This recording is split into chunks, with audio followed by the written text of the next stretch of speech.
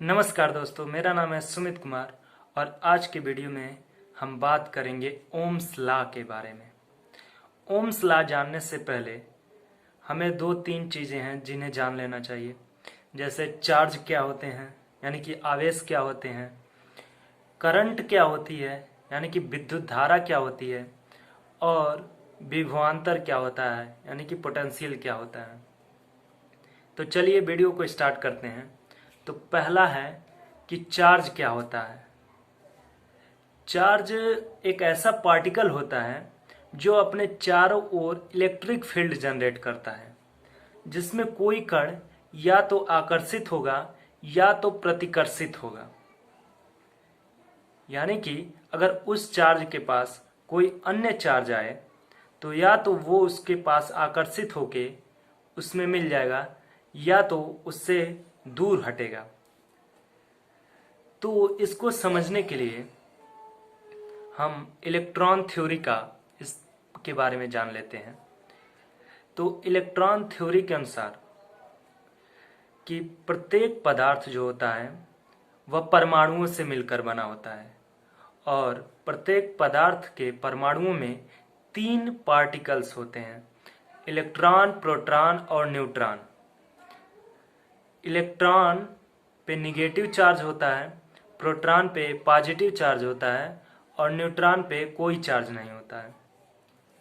Proton और neutron उस परमाणु के नाभिक में स्थित होते हैं यानी कि केंद्र में स्थित होते हैं और इसीलिए जो नाभिक पर आवेश होता है वो पॉजिटिव होता है और इलेक्ट्रॉन जो होते हैं वो नाभिक के चारों ओर अपनी विशेष कक्षाओं में चक्कर लगाते रहते हैं।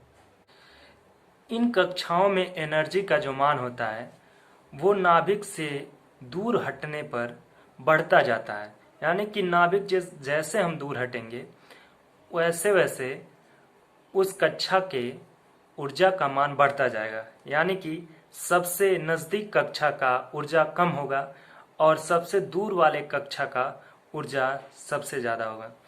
इस प्रकार जैसे ही हम किसी इलेक्ट्रॉन को एनर्जी देते हैं वह अपनी कक्षा से उससे दूर वाली कक्षा में चला जाता है। और इस प्रकार यदि कोई परमाणु है यानी कि कोई पदार्थ है, यदि हम उसको हीट कर रहे हैं यानी कि उसको एनर्जी दे रहे हैं तो उस समय उस पदार्थ के परमाणुओं में जो इलेक्ट्रॉन होते हैं वह निकलकर बाहरी कक्षा में चले जाते हैं।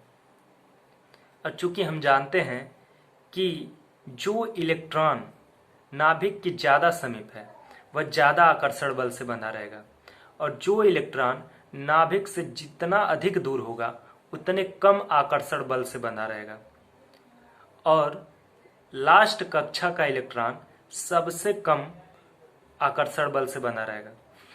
इस प्रकार हम थोड़ी सी एनर्जी दे करके लास्ट कक्षा के इलेक्ट्रॉन को बाहर निकाल सकते हैं, यानी कि जैसे हम उस पदार्थ को एक्स्ट्रा एनर्जी देते हैं उस पदार्थ के लास्ट इलेक्ट्रॉन जो होता है, लास्ट कक्षा का इलेक्ट्रॉन होता है, वह अपनी कक्षा छोड़ के उससे बाहर निकल जाता है और परमाणु के भीतर खाली स्थानों में इधर उधर भटकने लगता है, इधर उधर घूमने लगता है। और इस इलेक्ट्रॉन को ही हम लोग फ्री इलेक्ट्रॉन बोलते हैं यानी कि मुक्त इलेक्ट्रॉन बोलते हैं। और किसी भी वायर या कंडक्टर में इसी फ्री इलेक्ट्रॉन के कारण ही एनर्जी प्रवाहित होती है यानी कि करंट प्रवाहित होती है। तो पहला था हमारा चार्ज क्या होता है, यानी कि चार्ज एक ऐसा पार्टिकल होता है जो अपने चारों ओर एक इलेक्ट्रिक फील्ड जनरेट करता है। और चार्ज दो प्रकार के होते हैं, एक पॉजिटिव चार्ज होता है और दूसरा निगेटिव चार्ज होता है। यदि दो समान आवेश पास पास आएंगे तो वो एक दूसरे से दूर हटेंगे यानी कि प्रतिकर्षण बल कार्य करेगा। यदि दो विपरीत आवेश एक दूसरे के पास आएंगे तो उनके बीच आकर्षण बल कार्य करेगा। और आवेश का यूनिट होता है कूलाम। अब जानते हैं करंट क्या होता है। किसी कंडक्टर के यदि सभी फ्री इलेक्ट्रॉन्स किसी एक ही डायरेक्शन में फ्लो होने लगे तो उसके फ्लो होने की दर को ही करंट कहते हैं, क्योंकि करंट इसके विपरीत डायरेक्शन में फ्लो होगा। कि इलेक्ट्रॉनों के फ्लो होने की दर को ही विद्युत धारा कहते हैं। तो इस प्रकार विद्युत धारा बराबर हो जाएगा कि Q/T, यानी कि कूलाम प्रति सेकेंड। इसका यूनिट हो जाएगा कूलाम प्रति सेकेंड या एम्पियर भी बोलते हैं।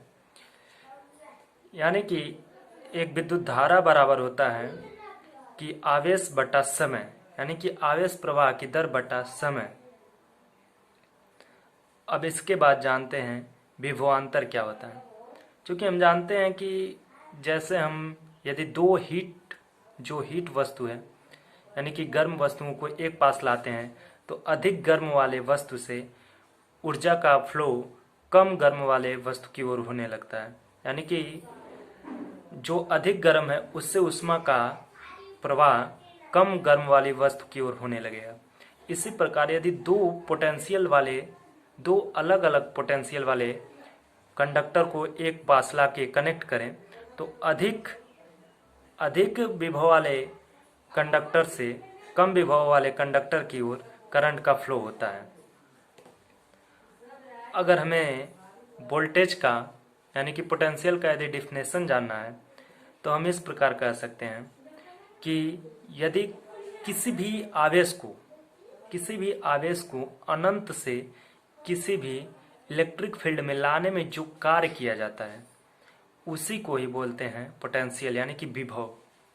विभव बराबर होता है कार्य बटा समय, यानी कि किया गया कार्य बटा समय, फिर वोल्ट होता है। अब जान लेते हैं ओम्स लॉ क्या होता है। ओम्स लॉ के अकॉर्डिंग यदि किसी भी कंडक्टर के भौतिक अवस्थाओं में कोई परिवर्तन न किया जाए, यानी कि उसके टेम्परेचर, प्रेशर में कोई परिवर्तन न किया जाए, लंबाई में कोई वृद्धि न की जाए, तब उसके सिरों पर जो लगाया गया पोटेंशियल होता है, यानी कि विभव होता है, उसके सिरों पर लगाया गया विभव और उसमें बहने वाली करंट का अनुपात, यानी कि रेशियो एक नियत होता है, जिसे उस पदार्थ का प्रतिरोध कहते हैं। यानी कि V/I बराबर कांस्टेंट होता है, और इस कांस्टेंट को रेजिस्टेंस बोलते हैं, R, और इस R का मात्रक होता है ओम।